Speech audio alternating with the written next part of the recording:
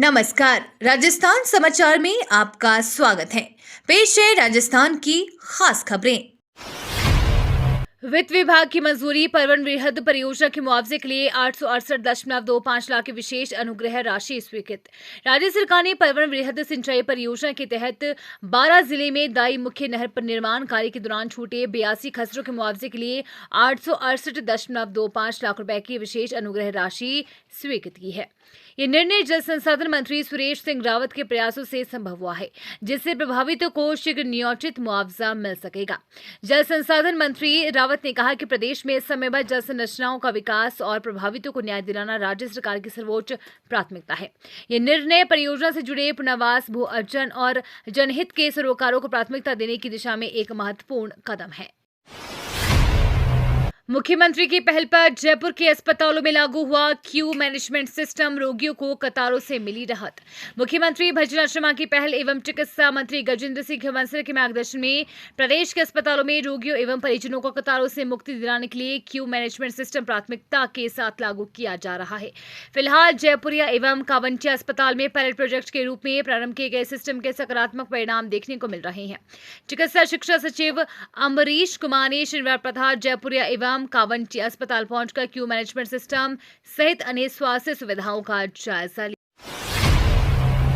अजमेर में ईद उल अजहा की नमाज शांतिपूर्ण, संपन्न, भाईचारे और खुशहाली की मांगी गई दुआ। अजमेर के केसरगंज स्थित ईदगाह में शनिवार को ईद उल अजहा के पावन अवसर पर मुख्य नमाज शांतिपूर्ण और धार्मिक उत्साह के साथ अदा की गई। सुबह से ही नामजियों का ईदगाह पहुंचने का सिलसिला शुरू हो गया था और हजारों की संख्या में लोगों ने नमाज में हिस्सा लिया।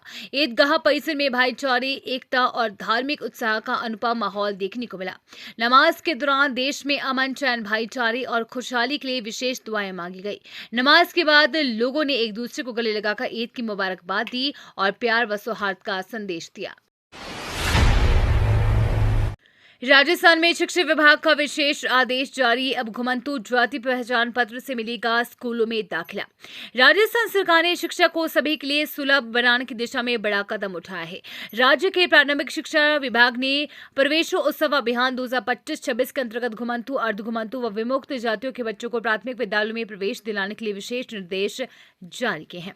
निदेशक प्रारंभिक शिक्षा ने आदेश में कहा कि ऐसे बच्चों के पास यदि आधार कार्ड, जन्म प्रमाण पत्र या आदि दस्तावेज नहीं है तो उन्हें प्रवेश से वंचित नहीं किया जाएगा। इसके बजाय एक घुमंतु जाति पहचान पत्र के आधार पर ही उन्हें उनकी उम्र के अनुसार कक्षा में दाखिला दिया जाएगा।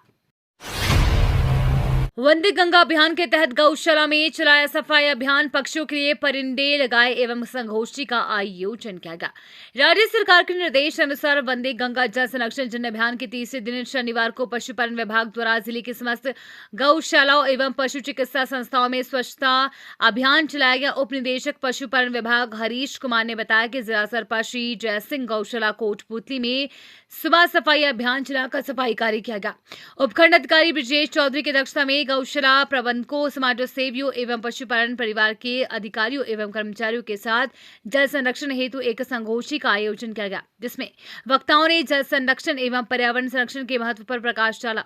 अपनी गौशाला परिसर में वृक्षारोपण एवं पक्षियों के लिए परिंदे बांधे गए। पुष्कर में 9 जून को सभा को संबोधित करेंगे मुख्यमंत्री भजन शर्मा, प्रशासन अलर्ट। मुख्यमंत्री भजन शर्मा वंदे गंगा जल संरक्षण अभियान के तहत पुष्कर आएंगे। सीएम के कार्यक्रम को लेकर प्रशासन अलर्ट हो गया। हालांकि प्रशासन को सीएम का अधिकृत कार्यक्रम नहीं मिला।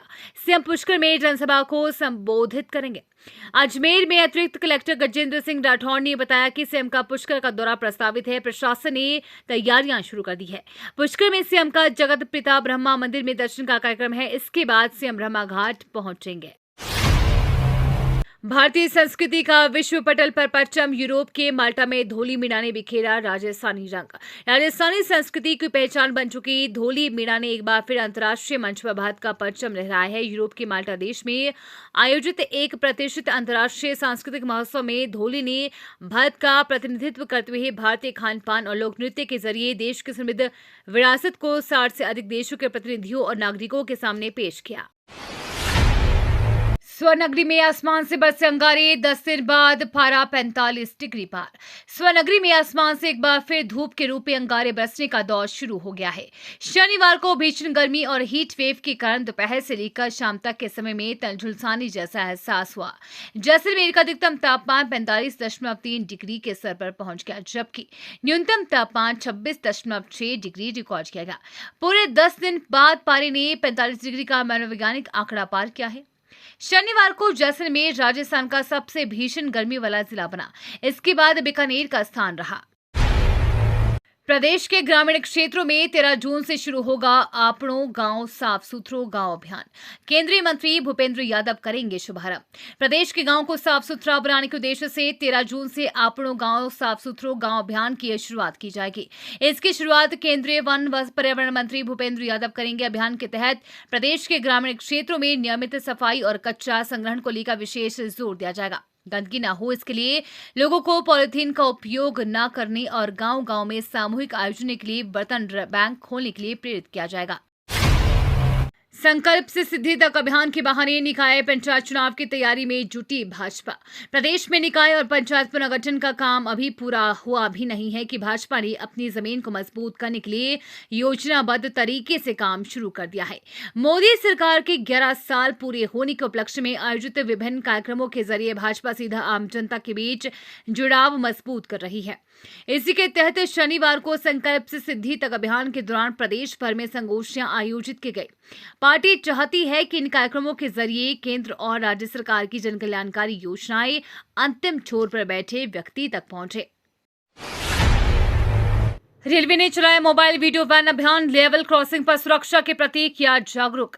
रेलवे ने देश भर में सड़क उपयोगकर्ताओं को लेवल क्रॉसिंग पर सुरक्षा सावधानियों के प्रति जागरूक करने के लिए एक अनोखी पहल शुरू की है। इस पहल के तहत टीवी और ऑडियो विजुअल सिस्टम से लेस मोबाइल वीडियो वैन को 45 दिनों के लिए स्कूलों, गांव पंचायतों, जिला क्षेत्रों, बाजारों और रेलवे क्रॉसिंग पर भेजा जा रहा है।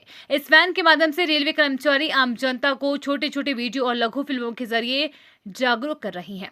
इनमें दिखाया जाता है कि कैसे लेवल क्रॉसिंग पार करें, रेल पटरी पर मवेशियों को ना ले जाएं, फुटबोर्ड या ट्रेन की छत पर सफर ना करें और यात्रा के दौरान अजनबियों से खाने पीने की चीजें ना लें।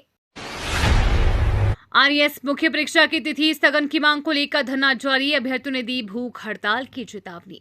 राजस्थान लोक सेवा आयोग द्वारा आयोजित आरएएस मुख्य परीक्षा 2024 की तिथि स्थगित करने और वार्षिक परीक्षा कैलेंडर जारी करने की मांग को लेकर अभ्यर्थियों का आंदोलन तेज होता जा रहा है। राजस्थान यूनिवर्सिटी परिसर में चल रहा अनिश्चितकालीन धरना में प्रवेश कर चुका है और अब आंदोलन ने भूख हड़ताल का रूप ले लिया है और धरना दे रहे अभ्यर्थियों में बड़ी संख्या में महिला उम्मीदवार, पूर्व सैनिक और अन्य वर्गों के परीक्षार्थी शामिल हैं। वे गांधीवादी तरीके से शांतिपूर्ण ढंग से अपनी मांगों को प्रशासन और सरकार के समक्ष रख रहे हैं। गोंडावन के चूजों को मिली सिंदूर, एटम मिश्री, व्योम और सोफिया के नाम सेना और संरक्षण का अनोखा संगम। जैसलमेर के रेगिस्तानी इलाके में चल रहे गोंडावन संरक्षण प्रोजेक्ट से जुड़ी एक अनोखी पहल सामने आई है। हाल ही में यहां जन्मे गोंडावन के चूजों को भारतीय सेना के ऑपरेशन सिंदूर और उससे जुड़े जाबाज अफसरों का नाम दिया गया है। सुदासरी और सम ब्रीडिंग सेंटर में इन चूजों को सिंदूर, एटम मिश्री, व्योम और सोफिया जैसे नाम दिए गए हैं। ये नाम न केवल इन बच्चों की पहचान बनेंगे बल्कि देश के सुरक्षा बलों के साहस और बलिदान की याद भी दिलाएंगे। छोटी काशी में बही भक्ति की ब्यार। निर्जला एकादशी पर सड़कों से लेकर मंदिरों तक नजर आया सेवा भाव। छोटी काशी में गोविंद देव जी, गोपीनाथ जी, राधा दामोदर सहित तमाम वैष्णव मंदिरों में शनिवार को निर्जला एकादशी का उत्सव मनाया गया। सुबह से ही ठाकुर जी के दर्शन के लिए भक्तों का जन सैलाब मंदिरों में पहुंचता हुआ दिखा। हाथ में बिजनी, फल और सिर पर जल से भरा मटका लेकर श्रद्धालुओं ने भगवान के दर पर पहुंचकर ढोक लगाई। साल की सबसे बड़ी एकादशी कही जाने वाली निर्जला एकादशी पर श्रद्धालुओं ने व्रत रखा। इस मौके पर शहर भर में सड़कों से लेकर मंदिरों तक सेवा भाव नजर आया। अंतरिक्ष में नई कहानी लिखेंगे शुभांशु, 10 जून को भरेंगे उड़ान। भारत के अंतरिक्ष यात्री ग्रुप कैप्टन शुभांशु शुक्ला जल्द ही अंतरिक्ष में इतिहास रचने जा रही हैं। वो 10 जून को अमेरिका के स्पेस सेंटर से उड़ान भरेंगे और 11 जून को दोपहर 12:30 बजे अंतर्राष्ट्रीय अंतरिक्ष स्टेशन पहुंचेंगे। अंतरिक्ष यात्रा के दौरान ISS में शुभांशु 7 भारतीय और 5 नासा के प्रयोग करेंगे।